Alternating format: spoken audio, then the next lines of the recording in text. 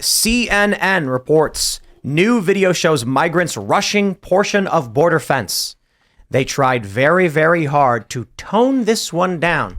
But in this video, you have people who are not citizens of this country wearing masks and gloves and glasses, and they are setting fires, tearing down barricades, and attacking Texas National Guardsmen. I don't think we would just call that rushing a portion of the fence if, like, I don't know, 100 people came to your house and started banging on your doors and then kicked your door in, knocked you down, and ran into your house. We would call that a home invasion. Yeah, or a riot. A home invasion. Breaking into your house. If they were outside your house screaming and banging, we'd call it a riot.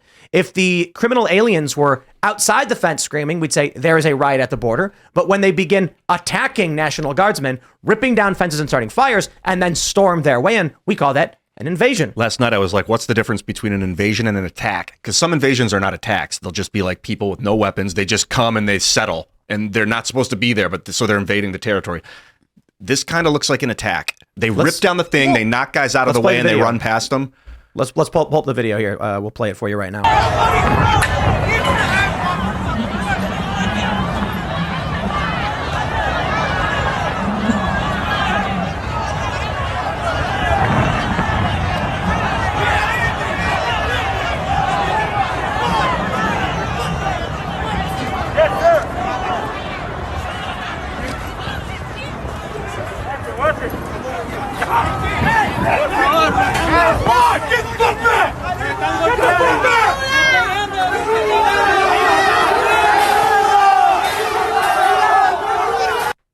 So they didn't attack the cops. They weren't like there to hurt they were there to get past the cops. But they're attacking the gate. They're attacking the National Guard. This is a statement of fact. This is the step before where you would be like they come with weapons kind of attack. Like they already have weapons. If they had, we already have photographs of these people carrying rifles on the border in the Rio Grande. Already that issue exists, and already Congress. What happened with that bill where they were trying to get approval for the National Guard to open fire on armed criminal aliens? Do you remember that? I thought it died in committee, but I could be wrong. Maybe do they it did. not already have the right what to happened do that? to What the hell? Well, maybe not just armed foreigner commit, but I think the question is, if they brandish, then should maybe. we poll the people and ask them, do we send troops to Ukraine or do we send troops to the border? Because I would think that I would want to support the Texas National Guard on a federal level, keeping people from invading the country, you know? But instead you have outlets like CNN using the term rush, like they want it to be comparable to the Travis Scott concert where people rushed the stage and got crushed. Like, oh, it's a terrible tragedy, but it's an anomaly. I mean, the thing is the border is becoming increasingly chaotic. It's been chaotic for a really long time, and it's putting even more pressure on the states to do anything. I mean, this is happening at Texas because Texas is fighting back. We should look at what's happening in New Mexico, California, Arizona, where they're governed by Democratic governors who would not say go to the border and defend it. They'd say just let them in. Seems crazy to me. Well, it's definitely going to get worse in the short term because, over the winter, immigration always slows down, and this is the first of the spring surge, as they call it. So it's only going to get worse. And who knows, next time it may be 1,000, maybe 10,000 people trying to cross. And, it's tough because the guards themselves, they know what would happen if they actually fought back in a real way, if they actually used the guns that they're holding. It's like they both know that nothing's going to happen. The migrants know they're not going to be stopped, and the guardsmen know if they actually open fire on people literally attacking and storming our border, they're going to be crucified by the Biden administration. Fox News, February 3rd, 2024, Republican bill would give National Guard lethal force powers to repel armed invaders at border. So this is specifically, several photos have come out showing that some of these individuals, look, the cartels are running these human trafficking operations. And so they have rifles. Numerous videos show this. A Republican bill, I'm assuming, you may be correct, this is over a month ago, probably died in committee. But this is where things get, these are getting dangerous and scary. I mean, I shouldn't say getting, we're here. We are off the edge. The precipice, we've gone right over it. My friends, we are already at the point where we know millions of non-citizens have stormed through the border. The Biden administration has done nothing. You've got squatters taking over homes. The police are siding with the squatters. You've got from an invasion now to armed groups leading human trafficking operations and a wave of men. These are all men wearing gloves and glasses and masks to protect their identities. And they're attacking National Guard, setting fire. Look, let me pull up some of these photos. We have this from the Daily Mail. They're setting fire to our barricades. Setting fire. This is an attack from outside the country on the borders of this country. Any sane, normal nation deploys its military to protect its border from an outside force, destroying its barricades, seeking to break its way into the country in violation of that country's laws. We currently have only the Texas National Guard doing anything about it, and even they are just standing there as they get attacked, and they do nothing. I don't know what the legality about calling for violence is. You're not supposed to call for violence. That's general civility. You do not call for violence. But when it's wartime and someone attacks your country like Osama bin Laden, everyone was calling for that guy's head. We were calling for violence against Osama bin Laden. It was normal. If people are attacking your country, what do you do? What are you supposed to do? Like, please defend my country. What? Yeah. It's honestly sad that there has to be a bill to legalize lethal force when you have people crossing with weapons. Sort of the most crazy thing about this whole story is that all of the guys there, one of them got arrested for attacking the National Guard. One of them, 743 of them were sent to the processing center and maybe in a city near you by this time tomorrow. Arrested means brought into the country.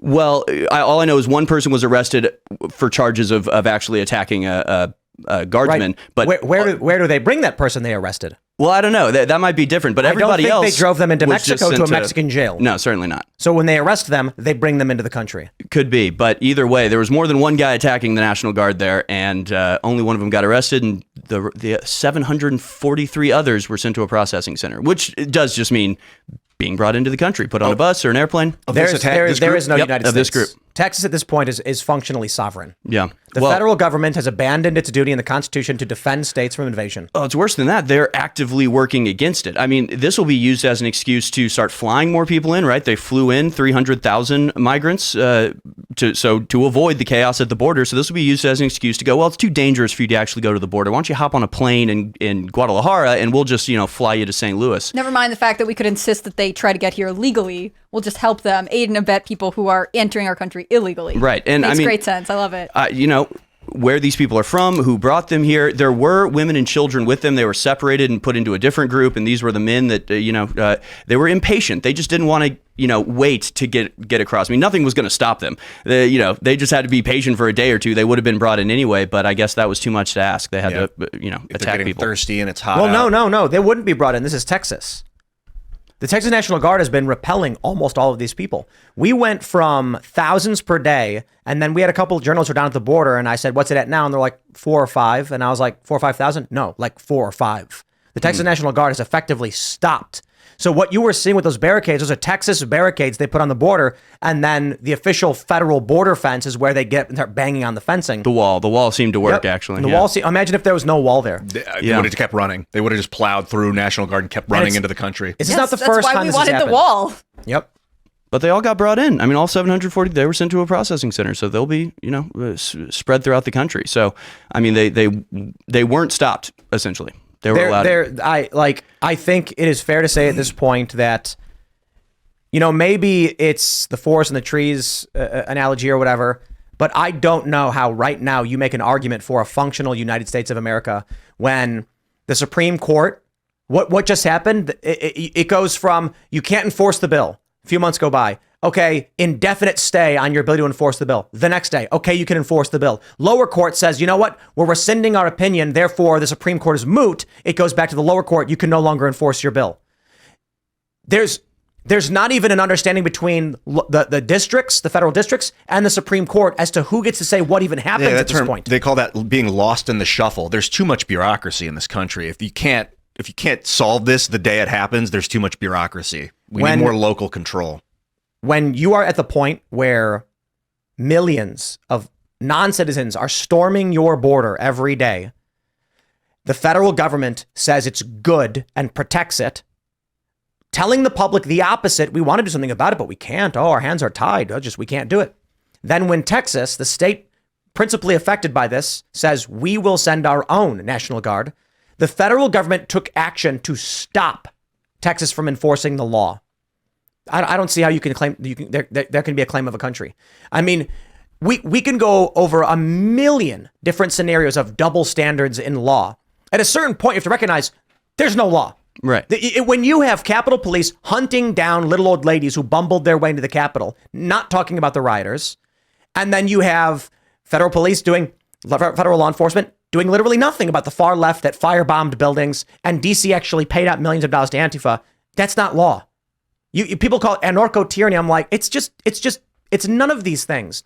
It is just criminal cartel operations, stealing what power they can because the system has collapsed a long time ago. Yeah, well, it's selective enforcement of the law, which is in a lot of ways worse than no law at all. I mean, if there was no law, you'd have Texans just going and defending their own border. But we know how that would work out because it's happened. I do not think it's fair to say it's selective enforcement of the law. And selective enforcement of the law is when a cop decides to pull you over and not the guy next to you. You were both speeding, but he says, I'm going to pull this guy over because I don't like the way he looks. Selective enforcement of the law. Mm-hmm. When the law is only applied against particular people, it's technically correct, but at this point I'm like, no, look, when a gang in the south side of Chicago goes around attacking another neighborhood, we don't call it selective gang attacks. We say gangs attack their enemies. No, but they still use the law as a weapon. They just don't use it against people that they want to allow to, invade, and they'll ruthlessly apply it to people who storm the Capitol or anything like that. Which is why I think it's time to break from the lighthearted rhetoric of selective enforcement of the law.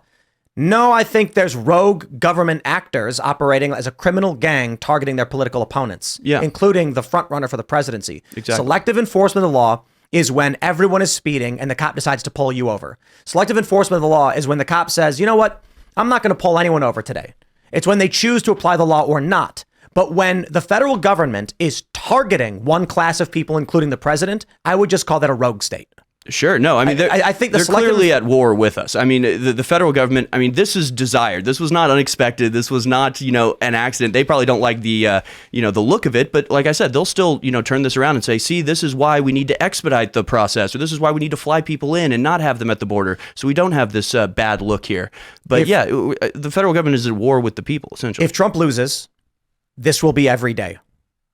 If Trump wins, we can only cross our fingers that he does something about it. Well, the other thing is, if he wins and the left starts rioting, you now have colonies of illegal immigrants inside major cities, in the Chicago airport or in these encampments, literal colonies that the American government has built for them. You don't think they're going to join in on the rioting? You don't think they'd want to get in on that a little bit? So, I mean, we're in for a very troubling second half of the year. This is insane to watch. The U.S. border is literally being attacked. And what the left is going to argue, they're going to play the argument of escalation. No. Attack would be if they had guns. No. If a guy breaks into your liquor store and he steals from you, he has committed a robbery. If a guy goes in with a gun, you can call it aggravated robbery. It's all still a crime of an attack on the person, theft, robbery, etc. This is the entry-level attack. They set fires, they tore down barricades, and they physically attacked National Guard. They are operating under they have their hands up, wearing gloves and masks. They don't want anyone to see their faces because they do want to get released into your town. And they also know that the attack vector today, based on mass media, is play the victim, break your way in, and if anyone retaliates against you, they're the oppressor, they're the aggressor, and you win. I just want to know how many people who were processed immediately turned around and said, well, I'm seeking asylum. I'm from a violent country. I have some reason to be here, right? Because they know all you have to do is vaguely mention asylum, and the U.S. government right now is like, well, come on in and wait. Well, hang out. Come back for your court date. We know you will, for sure. In a couple years, maybe they'll get a court date. But not only do they know that, they're being trained on it. I mean, they're given cards that say, here's what you say. Like, it's a magic word. Like, it's open sesame. And by saying the words, I'm fleeing violence, you get a free pass into the country. And then Tyson Foods will hire you and pay for your lawyer to argue that you're an asylum seeker. It's all deliberate. It's all a plan. This is, a process that there is no end in sight. I mean, if we don't stop it, if there isn't serious action taken to stop this process going forward, there's no reason why there wouldn't be a billion people coming in over the borders forever. National divorce, I don't think it matters if you want it or not. I think at this point, it's an inevitability. I mean, I don't know if that will stand tomorrow. There's many variables in front of us. But we're at the point now where Texas keeps getting pushed into a corner where they're going to have to decide to take their own enforcement actions. They've already done this. SB 4 would allow them to arrest and deport. Mexico says we refuse. Texas is going to say, we don't care. Mexico can't take action against an individual state, so Mexico can do nothing about it because Mexico will be forced to go to the federal government. The federal government will say, we've tried to stop Texas. Texas is going to say, you can't stop us because we're defending our state and you're in violation of the law, creating this weird circuitous problem where eventually Mexico just says, then we are coming after you, Texas. And then what? Mexico invades? They can't do that. So this just means Texas will eventually solidify a heavy sovereignty And we'll see other states start doing the same. It's only a matter of time before states like West Virginia start saying, and Florida's already doing this with every major story that breaks about, say, squatting or the Haitian migrants. Florida is right on top of it. We are dangerously close to Florida eventually saying we are going to begin our own deportation process in much the same way as Texas. The federal government can't do anything about it. I mean, honestly, we just need to get rid of the asylum rule. Like, it sucks. I like the idea that America is here as a safe harbor for people that are actually fleeing real persecution. But I mean, if you're running a charity where there's people who just come up and go, oh yeah, I totally have cancer, give me money. Eventually you're going to run out of, like, you can't let that happen continuously. We can't have these rules anymore. I would love if Texas would just go, you know what? We don't do asylum anymore. It doesn't matter if you're claiming it. It doesn't matter if you say you're fleeing people. It's been taken advantage of by bad actors. If you're sad that we no longer have asylum, take it up with them, because we can't just let anybody into our country. I would love to see Texas take more serious action against this, and really like put the ball in the federal government's court and go, you don't like us doing this? Come do something about it, because right now Texas is sort of capitulating quite a bit. Do you think there is a way for Texas to come out and say we're stopping asylum? Because again, love them or hate them, I know CNN is going to spin this as Texas is anti-asylum. You know what I mean? Right. It would be difficult to be the first state to come out as anti-humanitarian aid, but I think you're completely right. The system is abused. What if they just refer to themselves as a sanctuary state, but it's a sanctuary for American citizens?